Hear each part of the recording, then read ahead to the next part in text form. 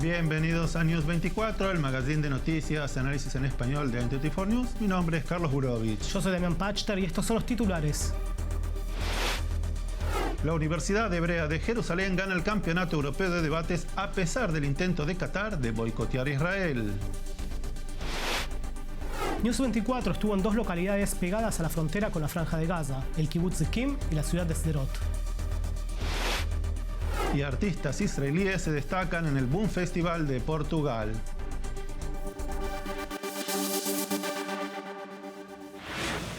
Y ahora vamos con nuestra editorial. El 19 de julio, el Parlamento israelí aprobó una ley controversial para afianzar el carácter judío de Israel, estableciendo que el país es el hogar nacional del pueblo judío.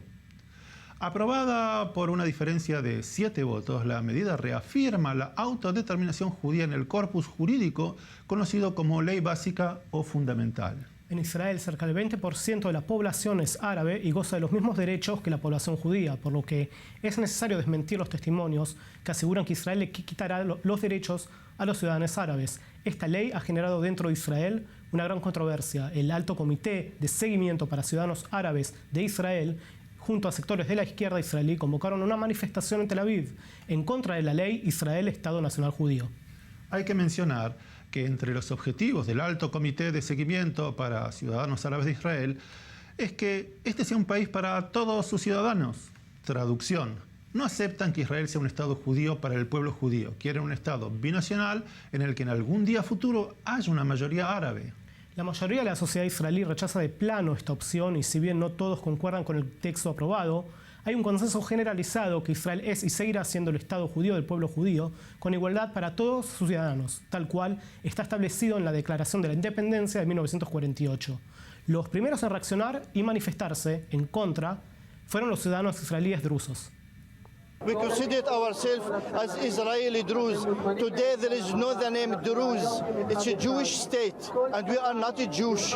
We ask the government and all the members of the Knesset to delete this law. Not to correct this law, to delete this law from the history. We are loyal, we are equal rights, and we are fighting in very strong struggle to be equal rights with the Jewish people here because we paid the ultimate price, the blood of our children, to protect this border of this state. Israel no es el único lugar donde hay un conflicto interno. Veamos sucesos recientes en España. ¿Qué pasó en Barcelona? ¡Casi hijo de puta!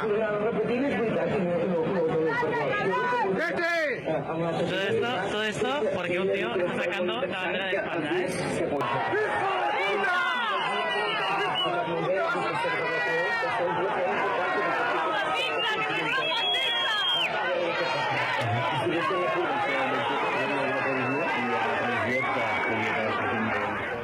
¿Qué pasó? Un ciudadano español, catalán, se paró en el centro de Barcelona con la bandera de España, lo que causó un gran revuelo, insultos y golpizas, que fue lo que recibió este manifestante, que osó flamear una bandera española, mientras a su alrededor había independentistas catalanes. La sociedad israelí ha sabido contener a sus ciudadanos árabes que en el corazón de Tel Aviv se manifestaron pacíficamente sin ser perseguidos y hasta flamearon la bandera de Palestina y cantaron consignas tales como "a sangre y fuego, redimiremos Palestina". El gobierno israelí no podría haber esperado un resultado más beneficioso de esta manifestación. La recibió servida como a la carte ver la bandera palestina y el llamado a desarticular el Estado judío para enfatizar que la ley es correcta y necesaria. Escuchemos lo que decía el primer ministro Benjamín Netanyahu al respecto. Yesterday we saw PLO flags flying in the heart of Tel Aviv. We heard the calls of blood and fire. Most of the protesters want to overturn the law of return. You want to drop the anthem. You want to furl up our flag. You want to end the state of Israel as the nation state of the Jewish people and make into part of what they call the Israeli-Palestinian state, which others say is the state of all citizens. It is precisely because of this that we have passed the nation-state law.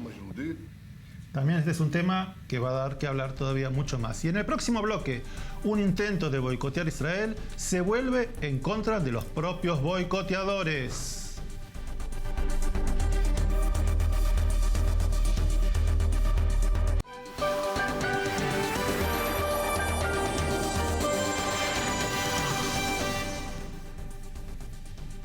Gracias por seguir con nosotros. Están viendo News 24 en español, el magazine de i24 News. Como ustedes saben, todos los años se lleva a cabo un campeonato europeo de debates, que es una competencia entre universidades.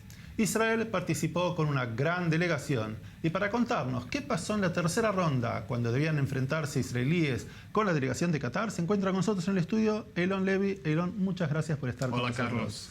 Eylon, ¿de qué se trata esta competencia y qué pasó allí? Aquí tenemos la reacción más fuerte contra boicots de Israel en una competencia internacional. En el Campeonato Europeo de Debate, el equipo de Qatar se negó a competir contra los israelíes. Y en vez de aceptar su acción, la Liga Europea decidió de prohibir boicots contra cualquier país, incluso Israel. Así que ahora todos los competidores tienen que prometer de no boicotar a ningún grupo, incluso los israelíes, más en mi reportaje. Veamos entonces la nota de Eylon Levy. It's the boycott that backfired. At the European Debating Championships, the team from Qatar refuses to debate the Israelis. Israel wins the competition, and the European debating community rallies to Israel's side, voting to effectively ban teams that boycott Israel. i24 News can now exclusively reveal how a boycott of Israel at Europe's biggest debating competition provoked a dramatic backlash against boycotts of Israel. The 2018 European Debating Championships, Novi Sad, Serbia. Israel sends a massive delegation. Qatar sends 2 Egyptian students. Round 3, Qatar University versus the Hebrew University of Jerusalem. The Qataris asked to drop out of the round, saying they refused to debate with the Israelis. Organisers say that's not an option, so the Qataris blow up the debate. And the first one just stands up, looks at us, and goes, "We're not going to compromise our principles. We don't cooperate with oppressive, violent, or apartheid regimes. So we refuse to engage with this debate." The Qataris tell the Israelis it's nothing personal. They're boycotting Israeli universities because of Israel's treatment of the Palestinians. It seems unconscionable to require a team of young Arabs debaters to debate against institutions that are complicit in these crimes. Doing so without protest legitimizes those institutions and it whitewashes their crimes. The BDS campaign against the apartheid state of Israel is a movement for justice, and the debate community needs to decide how history will judge it. The judges give Qatar last place and report them. The Qataris forfeit the next rounds against Israelis, forcing organizers to find last-minute subs.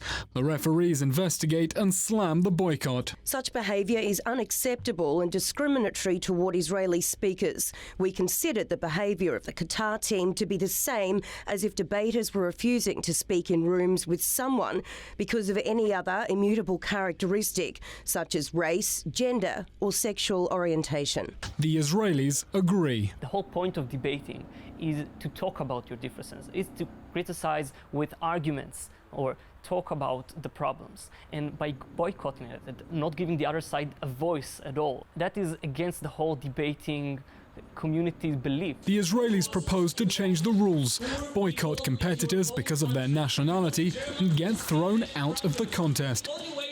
But the final's about to start. The clock is ticking. A show of hands. The room is split. The vote delayed. Israel wins the final. Tel Aviv taking both trophies. The Israelis put their proposal to a vote. Everyone at the European Championships must sign a code of conduct, including a pledge not to boycott anyone, including because of their nationality or university. Anyone who refuses can't compete. Anyone who breaks the rules gets expelled. The vote passes unanimously. 26 nations voting for Israel's proposal to ban boycotts in debating based on nationality. Even Qatar votes in favor. A global community dedicated to free speech and open arguments, now with a clear statement and action against attempts to boycott Israel. Eylon Levy, i24 News. Eylon, entonces ahora todos los países que participan en el debate europeo deben cumplir con esta regla que no se puede boicotear nunca más a nadie. Sí, todos los que quieren hacer boicot contra los israelíes no pueden ser parte de esta competencia. Bueno, nos quedamos en Europa y ahora vamos a hablar de otro tema que ha surgido últimamente, que es el tema de Jeremy Corbyn. El candidato favorito para el cargo de primer ministro británico es el polémico Jeremy Corbyn, líder del Partido Laborista inglés. En las recientes semanas, el Daily Mail publicó imágenes del aspirante rindiendo homenaje a los terroristas de Septiembre Negro, agrupación palestina responsable de la masacre de Múnich, donde 11 miembros de la delegación israelí fueron asesinados. Días después, publicaron nuevas fotografías, esta vez con uno de los líderes de la hermandad musulmana. Elon, ¿qué es lo que pasa con este hombre? ¿Quién es y por qué es tan popular en Gran Bretaña? Las conexiones entre Corbyn y los grupos extremistas no son un secreto. Jeremy Corbyn ha siempre sido uno de los elementos más extremistas en la política Inglaterra. Es evidente que odia a Israel con toda su alma, así que todos los enemigos de Israel son sus amigos. Es muy popular en Inglaterra porque se parece auténtico, pero es muy importante acordarse de que aunque el gobierno británico no es un muy gran éxito en este momento con Brexit y todos los otros temas, Corbyn no está ganando en todas las encuestas. En las encuestas. Encuestas, sí. Exactamente. Pero sigue siendo el candidato líder por el momento, ¿verdad? Entre él y Theresa May, sí. Sí, claro. Escuchemos lo que comentaba Corbyn cuando le consultaron acerca de este acto que hizo de poner una ofrenda floral a terroristas que participaron en el atentado de Múnich en 1972. I was there when the wreaths were laid. That's pretty obvious. There were many others there who were witness to that. I witnessed many other people laying many wreaths. Did you lay the wreath? I laid one wreath along with many other people in memory, as I've said, of all those who died. Una situación bastante polémica. Elon, ¿qué nos dice al respecto de la comunidad judía en Inglaterra? Estimo que tienen cosas para decir. Ahora tienen miedo.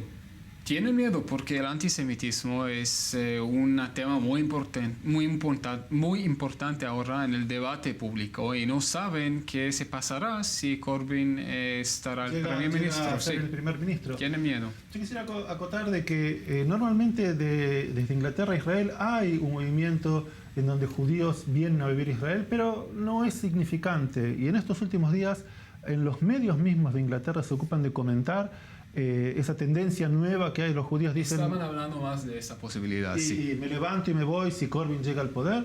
Más que hay un sentimiento de demasiado islamismo, quizás en Inglaterra. Sí. Hoy en día, una presencia islámica muy fuerte. Sí, porque es un muy fuerte amigo de muchos grupos extremistas islamistas, sí.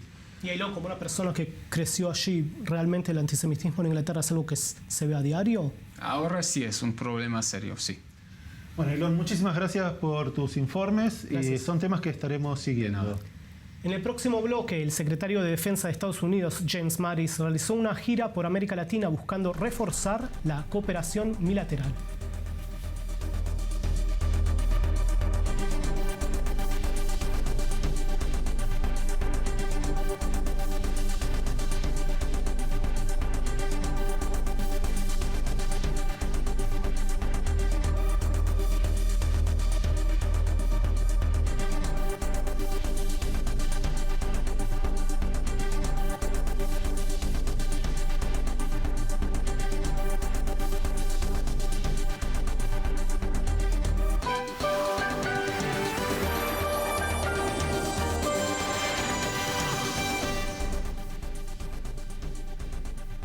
Están viendo News 24, el magazine en español de i24 News. Las relaciones militares entre Estados Unidos y Latinoamérica siempre están rodeadas de polémica. Mientras las izquierdas en la región sur denuncian al imperio, el reciente cambio de gobernantes en la región pareciera que estaría generando algún que otro efecto y las relaciones con varios países mejorando de acorde. En este contexto, el secretario de Defensa estadounidense James Mattis inició una visita oficial en el hemisferio sur con primera parada en Brasil.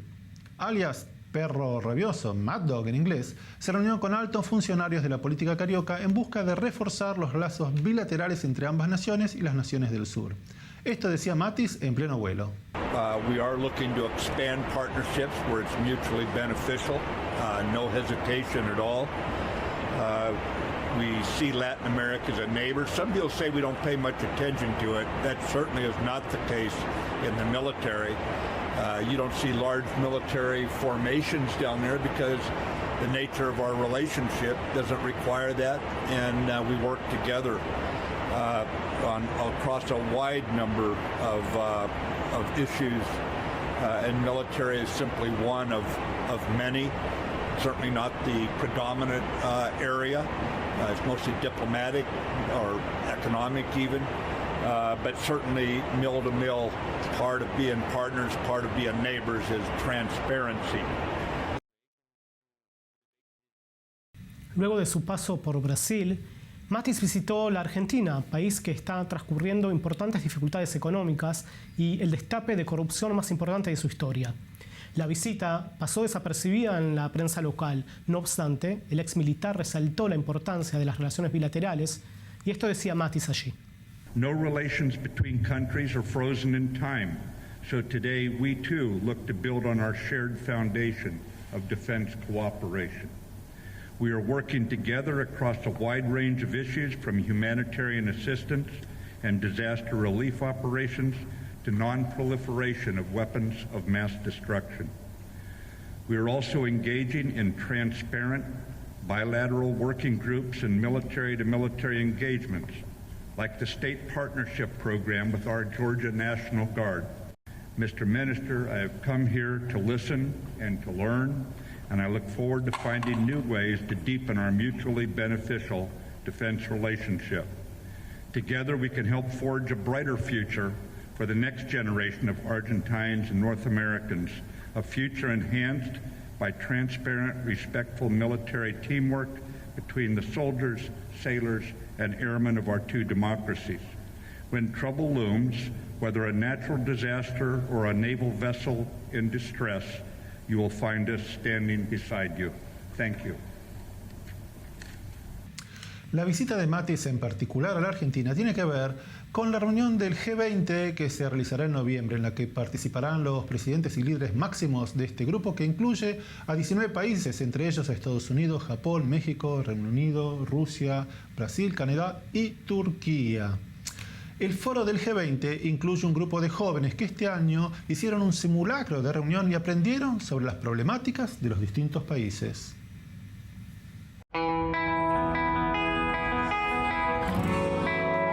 Estoy participando del modelo G20 que se está llevando a cabo en diferentes escuelas del país. El modelo consiste en hacer la representación de un país que se da por sorteo. A mí, por ejemplo, me tocó Italia. Me tocó representar a la República de Ruanda. Yo soy jefe de Estado de Ruanda y asimismo represento a toda la Unión Africana. Representando a la Unión Europea me tuve que poner en su papel y en sus pensamientos. Me encantó ponerme en la piel y saber lo que ellos piensan y lo que ellos creen. Se me ocurrió empezar viendo cómo es la cultura del país que represento, de Rusia, y tratar de interiorizarme en cómo es. La idea era ponerse en el papel del país y recién ahí hacer planteos, soluciones a las problemáticas que hay hoy en día. Lo que tengo que hacer yo es buscar los problemas que tiene mi país y cómo solucionarlos, pero con una propuesta global, que puedan utilizarla el resto de países en el mundo. Por supuesto que al tener la presidencia del G20... Me adherí a esto para poder dar mi punto de vista sobre la educación. Me he tenido que capacitar más de lo normal, pero valió la pena, me encantó. El simple hecho de investigar y conocer gente nueva es algo bastante un lujo. Uno a veces, cuando está en su casa, tiene tiempo libre, no se le ocurre investigar estas cosas o informar acerca del mundo, pero me estaba gustando. Informarnos de lo que está pasando, no solo en Argentina, sino en el mundo, es una muy buena experiencia. A mí me gusta por el tema de que por ahí no conocía tanto de cultura general y gracias al G20 adquirí esa cultura general que se necesita. Me sentí muy cómoda y creo que trabajamos muy bien y en conjunto, porque gracias a esto llevamos un consenso que fue gracias al diálogo que se dio en toda la sesión. Llegamos a un acuerdo porque somos estudiantes y básicamente queríamos lo mismo. Queríamos divertirnos mientras estudiemos y aprender. A los chicos que están inseguros de esto, que puedan sumarse a esto, que es una experiencia muy buena. Me encanta básicamente que puedan hacer esto con los chicos, porque en realidad esto es nuestro futuro.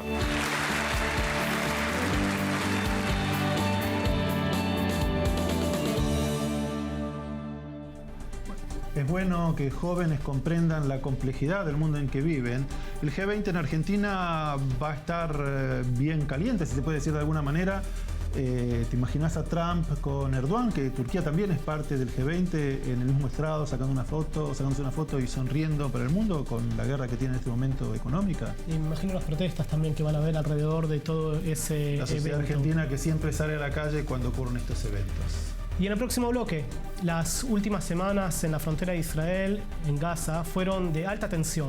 Estuvimos en 2 localidades pegadas a la frontera del Kibbutz Zikim, desde donde se puede apreciar la cercanía con la franja, y en la ciudad de Sderot, que tiene hasta las paradas de los autobuses con cuartos de seguridad para protegerse de los proyectiles que lanza el Hamas.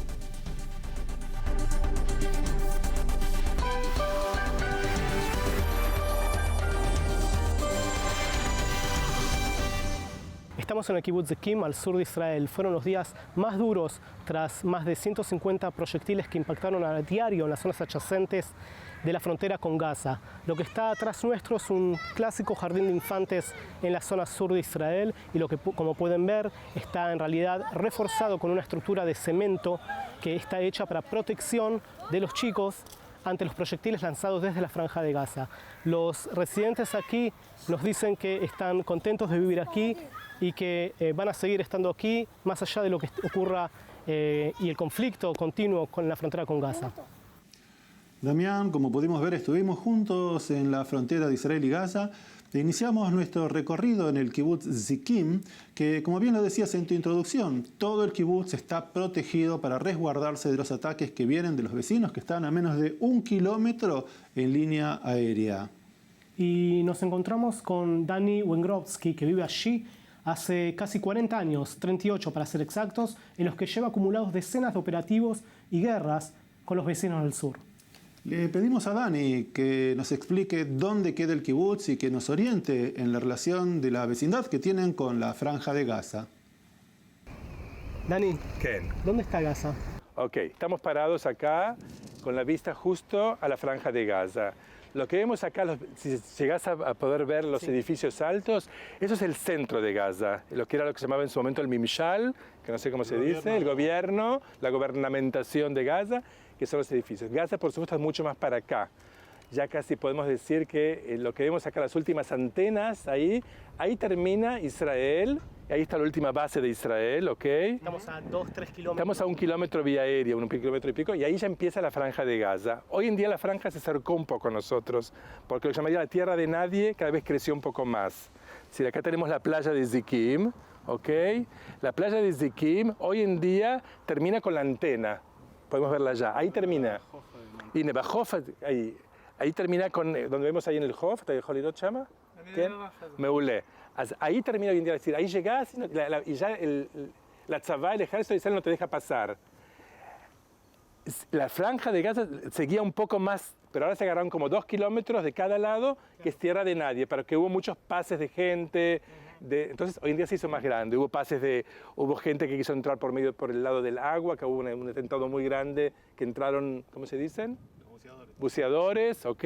Entonces, todo eso también hoy en día, de este lado, estamos acá mucho más cerca. Entonces, somos el único kibutz que está muy, muy cerca, hoy ya es casi menos de 1 kilómetro de la franja de Gaza, pero no de la ciudad de Gaza, ¿ok? Que es de la franja de Gaza donde empieza, porque hoy se agregó mucho tierra para que nadie sea de nadie.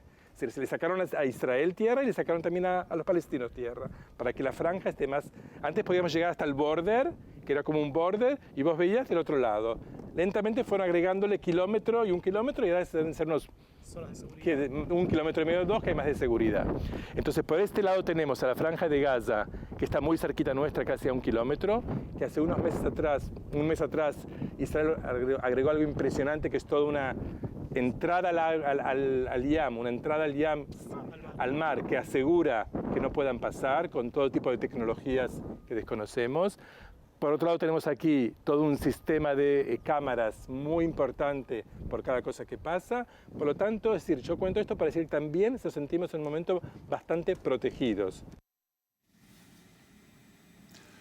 Lo que nos cuenta Dani es, en definitiva, la realidad de casi todas las poblaciones que están en el borde de la frontera con Gaza, y parece surrealista que la anormalidad en la que viven sea lo normal y cotidiano. Pero hace unas pocas semanas hubo varios días que fueron sumamente duros, en los que el Hamas lanzó en 24 horas más de 200 proyectiles contra Israel. Dani fue muy claro. No fue un tema de un fin de semana o un par de días. Escuchemos lo que nos contó. ¿Cómo vivieron las últimas semanas? Las últimas semanas de Zikim. Las últimas semanas de Zikim son 16 años, así que no son semanas. Está quien vive mejor y quien vive peor. En general, Zikim es un kibutz que tiene una keilah, tiene una comunidad bastante fuerte, bastante fortificada y bastante ya acostumbrada a esta forma de vida, lo que es bastante terrible decirlo. El día a día acá es levantarse a la mañana y recibir un SMS que dice hoy, esto sí, esto no, salir de la casa, no salir de la casa, estar a 15 segundos de un lugar de refugio. Los chicos estarán hoy en día en el Beit Eladim, que es la casa de los niños, que está completamente, esperamos estar completamente cubierta y protegida totalmente, con muy grande, una protección total. Hoy pueden salir afuera, hoy no pueden salir afuera, o hay que traerlos con padres. Es decir, todo el día estamos siempre con algún tipo de levantarnos a la mañana con saber qué es lo que se hace, si el micro sale con los chicos con acompañamiento, si los padres tienen que llevar a la escuela, etcétera, etcétera. Antes que se levantaron, la semana pasada fue uno de los peores días desde 2014. La semana pasada lo que fue es algo realmente un poco insólito. Porque para mí es como es Milhamá ve Shalom en un mismo día. Guerra y paz. Guerra y paz en el mismo día. Es decir, levantarse a la noche, estar a la noche escuchando la Hadashot o leyendo lo que hoy en día a cada minuto tienes una oda'á, un mensaje en el celular que te dice no salir de las casas, dormir en el refugio, no hacer actividades que se junten más de 100 personas, etcétera, etcétera. Me refería a cuántas horas durmieron por las alarmas de misiles. Yo estoy tan cansado que a veces no escucho porque duermo en el refugio. Pero acá hay que dividirlo. Hay gente acá con chicos, que es el tema muy problemático. Entonces toda la familia duerme en el refugio, 3 chicos con padres, un refugio bien pequeño. Y estamos la gente mayor, que no tenemos ya chicos, entonces se hace un poco más fácil, más diario, más cotidiano, digamos. Es entrar al refugio, cerrar la puerta, dormir, escuchar 2 alarmas, levantarse y volverse a dormirse. Dani, para los que no conocen, el refugio es una habitación. El refugio es una habitación adentro de la casa. Acá, por suerte, tengo que decir que nosotros, en el sentido del Ministerio de Defensa, le dio a Zikim, sinceramente, muchas posibilidades. Acá todas las casas del kibutz, todas, de las más pequeñas a las más grandes, tienen todas un refugio. Cada tantos metros en el kibutz hay un lugar para poder entrar y refugiarse. Las hanayot, los estacionamientos tienen todos refugios. En ese sentido estamos muy protegidos. Mis hijas cuando eran chiquitas, un día creo que Lior tenía 10 y hoy tenía 8. Me dijeron, nosotros vamos al comedor. Papi, quédate tranquilo que nosotros sabemos en cada lugar del camino al comedor dónde escondernos si hay una alarma. Es decir, por un lado es muy terrible que un chico te diga una cosa así, por otro lado es un poco tranquilizador porque decís, bueno, los chicos lo interiorizaron, lo viven su día a día, hacen sus cosas y así juegan a la pelota sabiendo que tienen un refugio al lado, juegan a las muñecas o a lo que sea, o los coches, sabiendo que tienen un Gan Shashuim, un parque de diversiones chiquito del kibutz, que saben dónde poder refugiarse, y lo viven como una cosa diaria, y los ves a los chicos corriendo, sí, lo ves que los chicos suena la alarma y todos van corriendo a refugiarse. Jardines de infantes protegidos como búnkers antiaéreos, construcciones en medio del kibutz para protegerse de los misiles, un estilo de vida un tanto disonante con la imagen pastoral que transmite el kibutz. Pero la pregunta es, ¿se puede vivir así eternamente? ¿Qué debería pasar? Y para que haya un cambio, ¿puede haber un cambio? Nos interesó saber qué pensaba Dani sobre el futuro. Yo voy a decir algo que debe ser no muy popular, ¿okay? Pero lo voy a decir igual. Es decir, la situación de guerra acá es muy difícil y es muy brava día a día. Sirenas, Tzevadom, misiles, la cúpula de hierro que hace ruido terrible y que esparce todo tipo de pequeños restos que caen en cualquier lado. Y ok, después tenemos que arreglar por ahí la mirpese, todo el techo de la casa, que son cosas pequeñas, porque realmente es un trabajo excelente. Yo en ese momento, muchas veces cuando estoy en casa, digo, wow, cuando escucho los aviones de Tzal, del ejército de Israel, bombardeando al otro lado, que acá se escucha terriblemente, digo, ¿qué le pasa a un chico del otro lado? Es decir, ese es mi primer pensamiento. ¿Qué le pasa a una familia? Porque acá estamos resguardados, acá tenemos todos piezas de seguridad, acá tenemos un kibutz que nos ayuda, el país que nos ayuda, y digo, wow, ¿qué pasa del otro lado? ¿Hasta cuándo vamos a poder seguir los dos lados? Nosotros sufriendo por un lado y también por otro lado. Por tanto, yo creo, es decir, ya entro en un tema más político por ahí, que por ahí no es importante para ustedes. Sí, ¿es importante? Ok. A mi forma de ver, es decir, la solución no pasa por otra cúpula de hierro o otra cúpula que tire los globos o los barriletes. Pasa por un lado que tenemos que encontrar acá, tanto del lado de Israel y especialmente del lado de Israel, algún partner que se quiera sentar con el otro lado, que tampoco hay buenos partners hoy en día, para poder buscar una solución pacífica y que debe haber. En el próximo bloque seguimos nuestro recorrido por la ciudad sureña de Sderot.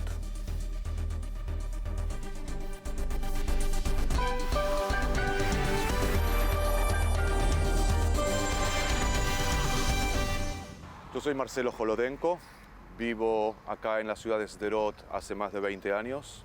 Tengo 53 años, con 2 hijos y 2 nietas.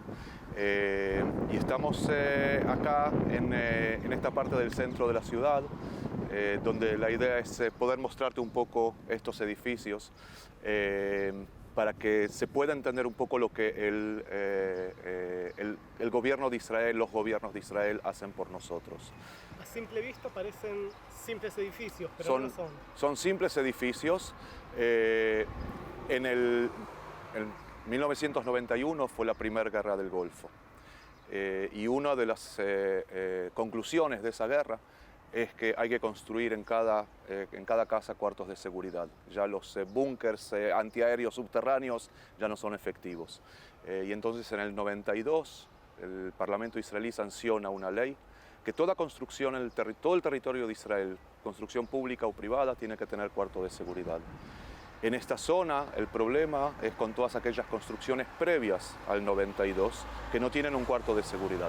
Y esto entonces, por ejemplo, es una idea para poder mostrar. Es decir, lo que vemos acá, está esta línea de metal, lo que está a la izquierda de la línea es el edificio original, un edificio viejo que debe tener unos 30, 40 años o más. Y lo que está a la izquierda, a la derecha, perdón, de la línea es el cuarto de seguridad que se agregó. Es decir, a cada departamento se le agregó un cuarto de seguridad. Se le agregó una habitación más. Si departamentos de 3 ambientes pasaron a ser de 4, de 4 pasaron a ser de 5, y lo que se le agregó es el cuarto de seguridad. ¿Qué particularidad tiene ese cuarto? Es una especie de búnker, es decir, es un cuarto que tiene paredes de más o menos 30 centímetros de grosor, con una cantidad de hierro muy grande adentro del cemento. La puerta de entrada a la habitación es una puerta blindada. La ventana, por un lado, la ventana que se abre no es de vidrio, sino de un plástico, por si puede llegar a explotar, y tiene una puerta de hierro que se cierra en caso cuando hay ataque. Esto es lo que tiene de particular, es decir, está construido para que pueda resistir el impacto directo de uno de los proyectiles que tiran a esta zona. Damián, después de haber visitado el kibutz Zikim, nos fuimos a la ciudad de Sderot para conocer de cerca qué es lo que sienten y cómo viven el día allí. Marcelo nos comentó que la ciudad tiene una población de casi 25.000 habitantes y que hace ya 17 años sufre un incesante bombardeo desde Gaza. Marcelo, ¿dónde estamos? Estamos en la estación de policía de la ciudad. Esto que están viendo es una muestra de proyectiles Qassam, que son los proyectiles que los grupos terroristas de la Franja de Gaza nos disparan a nosotros, a nuestra zona. Estos son algunos, una pequeña muestra de lo que queda, como para poder explicar al mundo de qué manera nosotros vivimos hace más de 17 años. En esta zona, en estos 17 años y medio, han caído más de 40.000 proyectiles. Y esto es una pequeña muestra.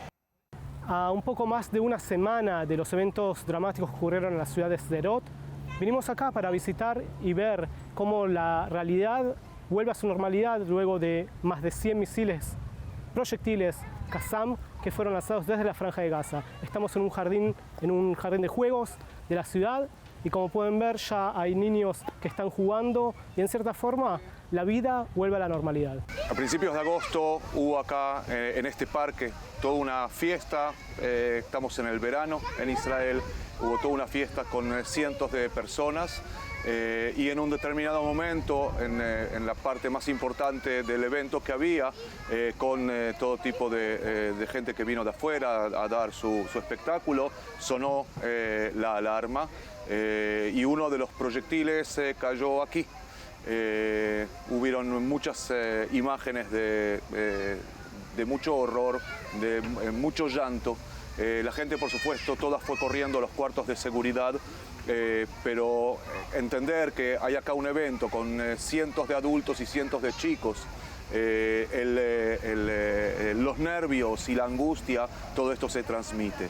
Es decir, hay que entender que esta realidad afecta absolutamente a todos, desde los niños hasta los adultos, y hubo que trabajar mucho después con aquellos niños para que de a poco empiecen a salir de ese trauma al que volvieron. Así como en el Kibbutz Zikim a Dani le preguntamos qué sentía, también acá yo sentí la necesidad de preguntarle a Marcelo, ¿cuál es el futuro del sur de Israel y de la relación con los vecinos de Hamás? Y escuchemos su respuesta. Mi deseo es uno y lo que pienso que va a pasar es otro. Mi deseo, por supuesto, es poder vivir en paz.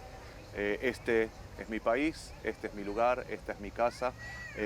Yo de este lugar no me voy y quiero vivir en paz. Para que yo pueda vivir en paz, que ese es mi deseo. Mi visión, mi forma únicamente personal de pensar es que no existe una solución militar a este problema.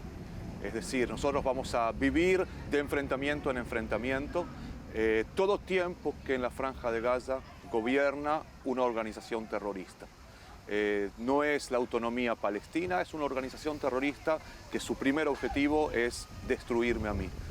Solo en el momento, me parece a mí, solo en el momento en que la población civil de Gaza, con la cual nosotros no tenemos absolutamente ningún problema, solo cuando ellos decidan cambiar de gobierno, vamos a poder sentarnos y hablar de la paz. Y solo ahí vamos a poder llegar a la paz, es mi visión.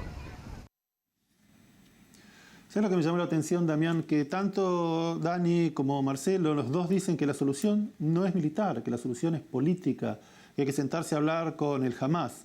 Cosa que en estos días hay un ambiente de, digamos, conversaciones entre Israel y Hamás. No es directo, pero de alguna manera se intenta solucionar este tema que parece como que no termina nunca. Y también, por supuesto, están las secuelas de todo esto, que con la gente que conversamos en el sur nos comentaron sobre todo cómo sufren los niños. Si bien no lo podés ver a primera vista, nos contaron que hay niños que duermen y obviamente mojan la cama y tienen regresión cada vez que suena una alarma, y así están viviendo una realidad que lleva ya más de 15 años. No es fácil ser un niño allí, tenés secuelas, post-trauma y es duro.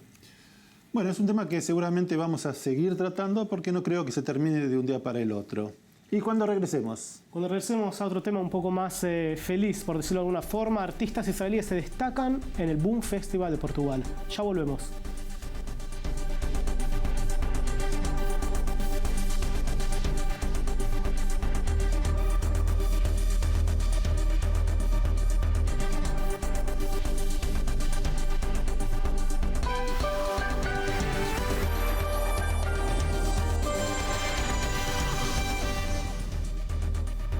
Último bloque de News 24 en español y ahora un poco de música y a mover el cuerpo. El Boom Festival se realiza hace ya 20 años en un hermoso paisaje de Portugal, la Idana da Nova.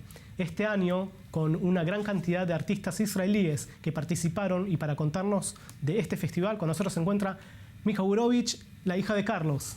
Hola, Mija. Hola, Mika. Hola.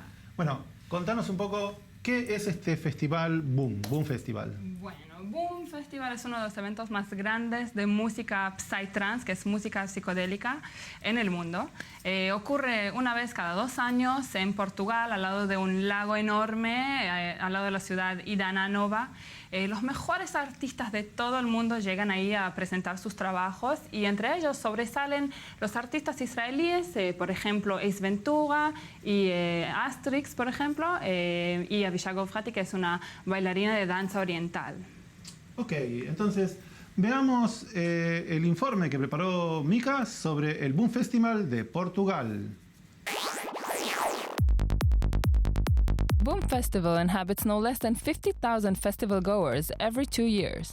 For 7 days and nights, the Psytrance family rejoices in what is a huge celebration of this electronic tribe.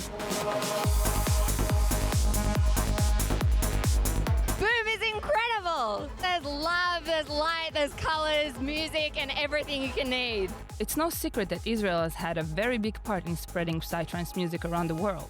Artists like Avi Shmeilov, aka the famous Asterix, that has been playing for more than 20 years and have positioned themselves in a very respectable place in the international scene, are invited to play at Boom and are giving a lot of respect on the main stage and the dance floor.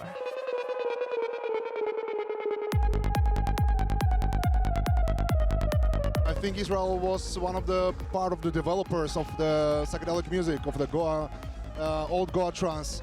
I think a Boom Festival is the mother of all festivals. It's one of the biggest psychedelic gatherings. It's my first gig ever here, so I'm feeling amazing. Yoni Oshrat, aka Ace Ventura, also one of the biggest names in the Psy world, got to play 5.5-hour set, an honor saved only for him. So this is my 6th time in Boom Festival. Super happy to be here. Boom Festival is the Woodstock of the Psytrance world. I'm very lucky that they gave me to play 5 hours each time. So Israel has always been an important part of the psychedelic trance scene, and I think the main reason is the mentality of life in Israel. You know, there's so much pressure in day-to-day life, the politics, the security situation. So everybody's running to high-frequency, high-powered music to let go of all the energies that they build up in their day-to-day life. And this is the main reason why Psytrance has always been so popular in Israel and why there has been so many artists. The list of Israeli artists continues. Yuli Ferstadt, Patrick Chen, Mar Hatzbani, and many more. Seems like boomers really love Israeli Psytrance. As Israeli, it's amazing for me to represent my country here. It's a very important stop every 2 years for me. There are always special vibrations and special energies in Boom, and I think in general Israeli artists are representing Israel in Boom specifically. The highlights of the festival, and the vibe here is always great. Besides dominating the music stages, you can find many Israeli performers and talents around the festival creating art shows. The main stage decorations this year was done by the Israeli crew Plasma Lab. For us, it's a dream come true to host so many people. I'm the creator of the design and of the whole structure and paint of the main stage. I felt big responsibility and a lot of joy to create such a temple for people to dance. Another noticeable Israeli at Boom is Avishag Efrati that performed at the Dance Temple, adding her magic touch to the music producer Avalon, one of the biggest names of the Psytrance world.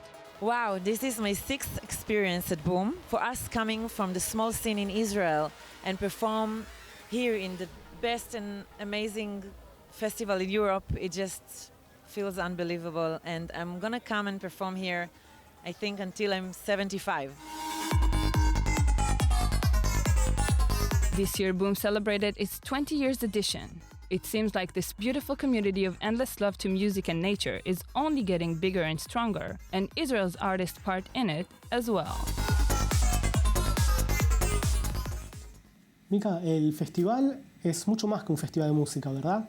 Bueno, el Boom es realmente un evento que es mucho más que un evento de música. Es un proyecto que fomenta un cambio de perspectiva. Es un movimiento internacional de noción ecológica, de amor al universo y gran voluntad de hacer un gran cambio por todo el mundo de conciencia. Amor al universo. Amor al universo, vemos unas imágenes que son fantásticas. Casi, ¿cuánta gente va, Mica? Y 50.000 de personas, y a través de 50.000 te sentís unido con todos. ¿Cuánto es la vez que vos tú ves? Es mi quinta vez de ir al Boom, o sea, hace 10 años que estoy yendo. Bueno, muchas gracias, Mica, por tu informe. Nos despedimos hasta la semana que viene con la música que tanto le gusta a Mica. Vamos a bailar.